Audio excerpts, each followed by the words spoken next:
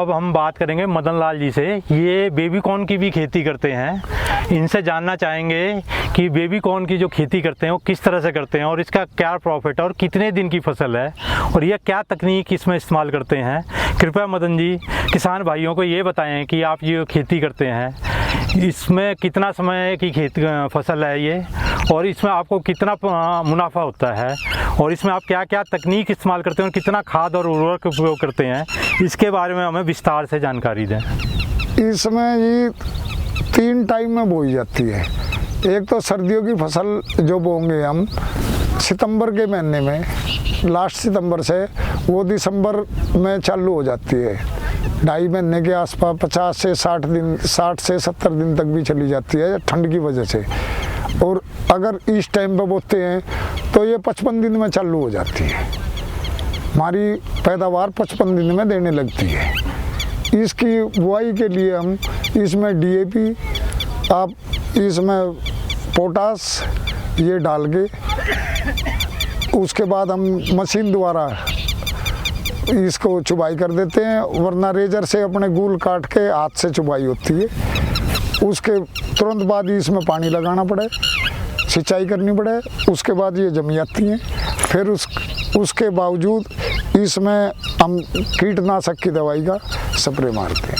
अब मैं पूछना चाहूँगा आपसे कि ये जो आपने इस टाइम पे जो हमें फसल दिखाई दे रही है, लगभग कितने दिन पहले की बुआई की है आपने इसकी? ये 10 दिन पहले की है जी। जर्मिनेशन इसका अब 1 हफ्ते में हो जाता है, सर्दियों में लेट होता है।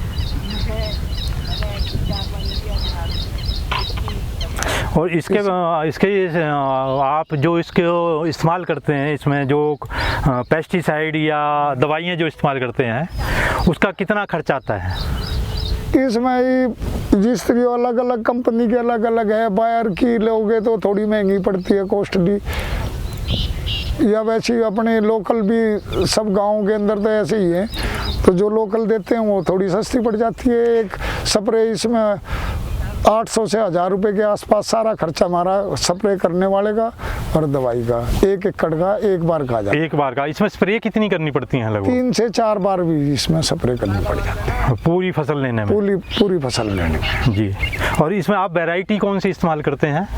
54-14 साइजेंटा। हाँ जी। हाँ, ज़्यादातर वही इस्तेमाल होती है? ज़्यादातर यही 2 पैदावार सही देती हैं जी। 54-14 सबसे ज़्यादा हमारे यहाँ पैदावार ये देती है। 54-17 उससे कम है। इसकी मार्केटिंग भी क्या आप गांव में ही करते हैं या इसको भी आप दिल्ली लेके जाते हैं? दिल्ली भी भेजते हैं जी। यहाँ कंपनी है, कंपनियों में भी सप्लाई करते हैं, गाँव में खरीदते हैं तो यहाँ पे भी देते हैं, आड़ती यहाँ पे भी बैठे। इसमें क्या रेट मिल जाता है आपको? लगभग किस रेट में आपकी बिक जाती है? मिनिमम 50 रुपये, 60 रुपये से लेकर 100 रुपये तक, 120 तक, 130। सर्दियों में ज़्यादा रेट मिल जाता है जब शादी का सीजन हो, पैदावार कम होती हो, बाढ़ ना होती हो, उस टाइम पे हमारे यहाँ पे हो जाती है। आपका इसमें 1 एकड़ में हम क्या आप कितनी उम्मीद करते हैं कि आप 1 एकड़ में फसल लेने से कितनी बचत आपकी हो जाती है? देखो गर्मी के हिसाब से अगर लोगे आप तो 10 से 12 क्विंटल एक उसमें आती है जी। और लगभग वो किस रेट में बिक जाती है? वो एवरेज हमारी 50-60 के आसपास एवरेज हो जाती है। अच्छा जी। पर केजी जी।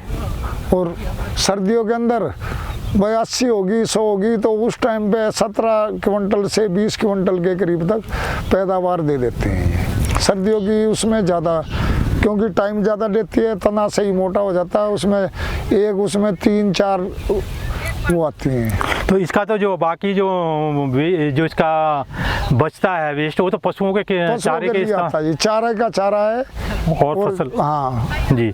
आप 1 एकड़ में लगभग कितने हजार रुपए की आमदनी कर लेते हैं इससे?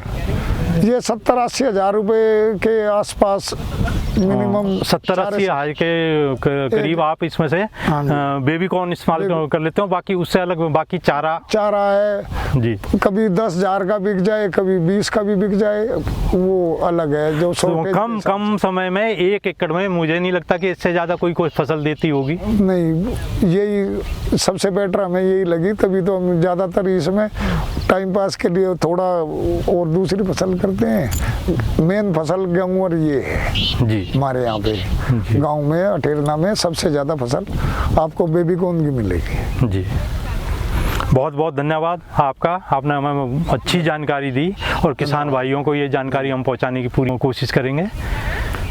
तो आपका हमारे साथ जुड़ने के लिए बहुत बहुत धन्यवाद। धन्यवाद।